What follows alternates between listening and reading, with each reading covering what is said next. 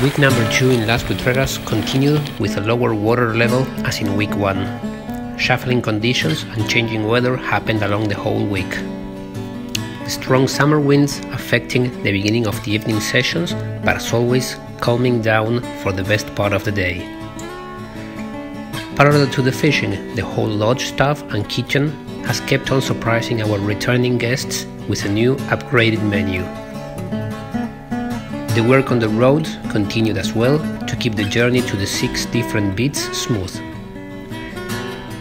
In the middle of the week, a sudden push of water raised the level to 0, and the results showed immediately, with more action and active fish.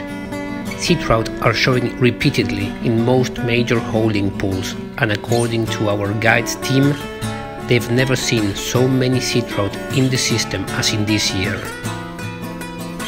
The total of sea trout landed was 46, with the biggest being an 18-pound fresh female. The number probably doesn't make justice to the action had, as like in week 1, the number of sea trout lost during the fight was large. The total number of resident brown trout was 140, and the biggest 21.5 inches. Top rod of the week was, as usual, Thomas Line from Sweden with 10 sea trout landed. Stay tuned for the upcoming report on week number 3.